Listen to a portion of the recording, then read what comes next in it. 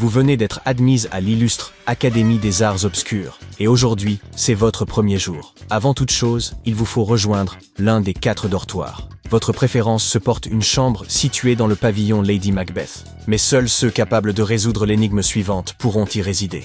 Je semble attristé lorsque vous êtes mélancolique, et je me réjouis avec éclat si vous êtes en liesse. Qui suis-je? Alors, saurez-vous fournir la bonne réponse?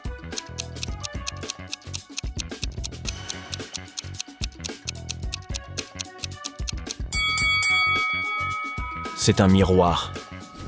Vous transportez vos affaires jusque dans votre nouvelle chambre, au sein du pavillon Lady Macbeth, où votre nouvelle colocataire vous attend déjà. Très vite, l'irritation monte. Elle joue de la musique pop à plein volume, et cela vous exaspère. Elle s'approche de vous avec une joie manifeste et s'exclame « Salut coloc, je pressens qu'on va devenir les meilleurs amis du monde. » Vous répondez « Hors de question tant que cette musique ne s'arrête pas. » Elle rétorque « Je peux faire ça, à condition que tu résolves cette énigme et devines mon prénom. » Presse-la, et elle versera des larmes aussi rouges que sa chair. Pourtant son cœur est dur comme la pierre.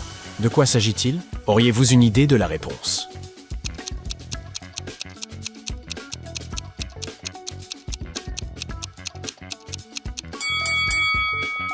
La solution est donc le prénom de votre colocataire, c'est Cerise. En soirée, un dîner d'accueil est organisé à l'intention de tous les nouveaux élèves. Vous vous dirigez vers le buffet pour vous restaurer et découvrez 3 mets au choix. Le premier est un gratin, le second, une dinde farcie, le troisième, un sandwich club. Lequel devriez-vous sélectionner?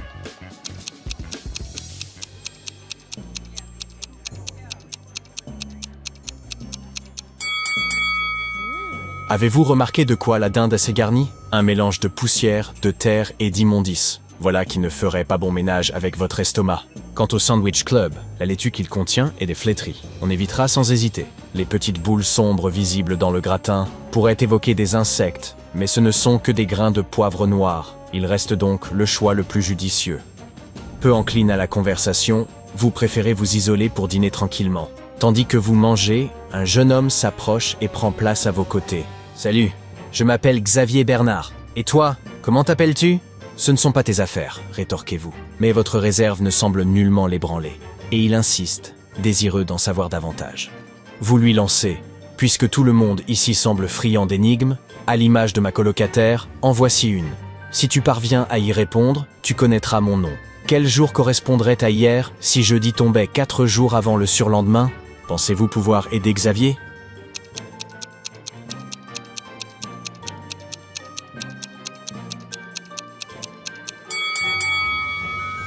La réponse est vendredi. Le lendemain, peu avant que les premiers cours du semestre ne débutent, le directeur prend la parole pour s'adresser aux élèves. Bonjour à tous. C'est avec regret que je vous annonce la disparition d'un de vos camarades, Xavier Bernard. Si l'un d'entre vous détient la moindre information, je vous invite à vous rendre dans mon bureau. Merci. Vous promenez alors votre regard dans la salle et repérez sans tarder 3 individus dont l'attitude ou l'allure laisse penser qu'ils pourraient en savoir plus sur ce qui est arrivé à Xavier. Observez-les attentivement. L'un d'eux semble bien le connaître.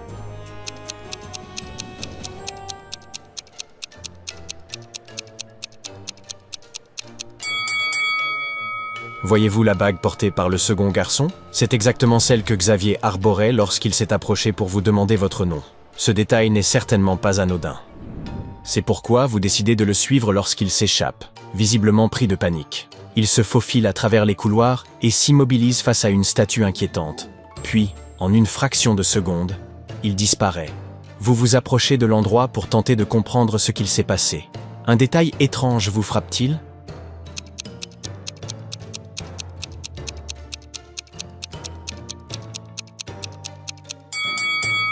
Un message énigmatique est inscrit sur le livre que tient la statue.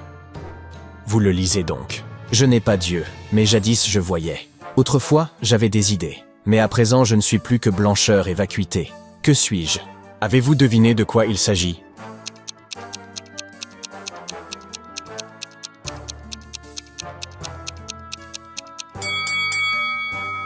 C'est un crâne. Vous contemplez le crâne que la statue tient dans sa main. En le tirant, vous déclenchez un mécanisme. Un tunnel secret s'ouvre alors dans le mur derrière la statue. Vous vous enfoncez dans l'obscurité. Vous arrivez face à 3 escaliers distincts, chacun menant dans une direction différente. Lequel choisir?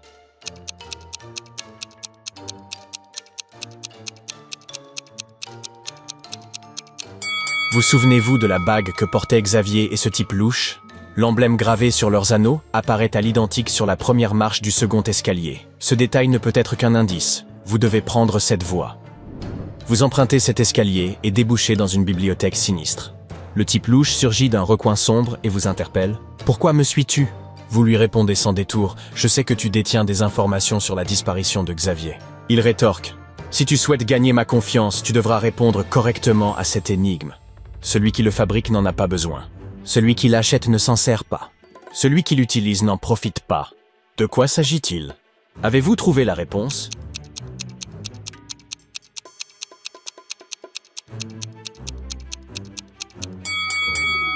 C'est évident, répondez-vous. C'est là que je repose chaque nuit. Un cercueil. Xavier est mon colocataire. Il a souvent évoqué une cabane perdue dans les bois, mais j'ignore tout de cette histoire. Tu es libre d'examiner notre chambre. Peut-être y trouveras-tu un indice.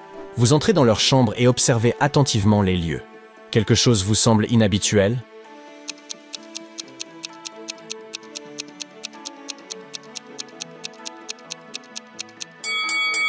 En vous penchant sur le bureau d'études, vous apercevez un coin de carte qui dépasse légèrement d'un tiroir. Il pourrait bien s'agir du plan évoqué par le colocataire de Xavier, menant à cette mystérieuse cabane.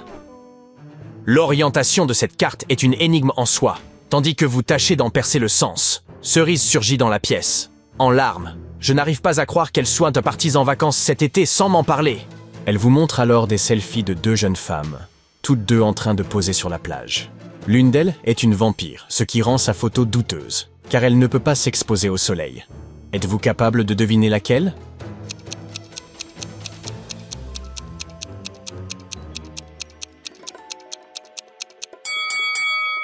C'est celle de droite. Vous voyez ces reflets verdâtres? Elle s'est servie d'un écran vert pour s'incruster artificiellement dans ce décor ensoleillé. Cela devrait apporter un peu de réconfort à Cerise. Mais en examinant plus attentivement la photo de la jeune fille qui a réellement été à la plage, vous notez un détail crucial pour éclaircir le mystère entourant Xavier. De quoi s'agit-il?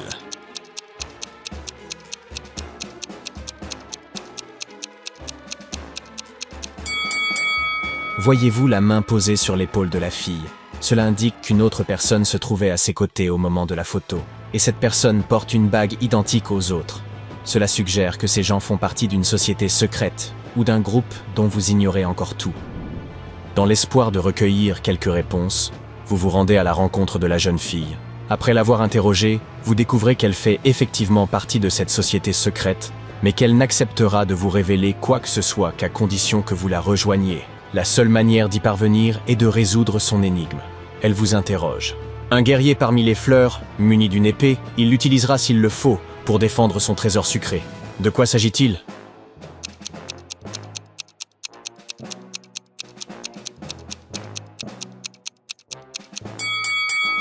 La réponse est une abeille. Elle vous annonce « Bienvenue à la Société des abeilles nocturnes ». Bien que ne sachant pas où se trouve Xavier, elle vous révèle que les formes visibles sur la carte correspondent en réalité à des lettres. Avec cette information en tête, serez-vous en mesure de déchiffrer les mots inscrits sur la carte?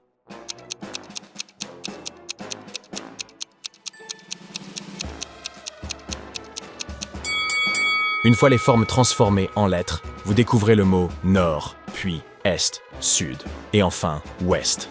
Voilà les directions qui devraient vous permettre de localiser la fameuse cabane. Vous suivez les indications et finissez par trouver la cabane au fond des bois. Au sol, vous apercevez la bague brisée de Xavier. Il doit se trouver en danger à l'intérieur de cette cabane. Jetez un œil autour de vous et tentez de découvrir ce qui pourrait représenter une menace.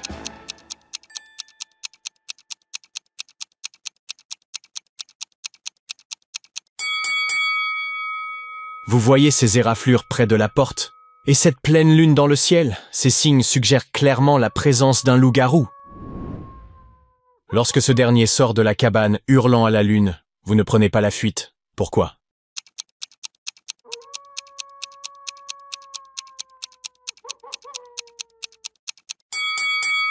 Voyez-vous cette mèche de cheveux bleus? Xavier en avait une aussi. Il n'y a donc aucun doute. C'est lui.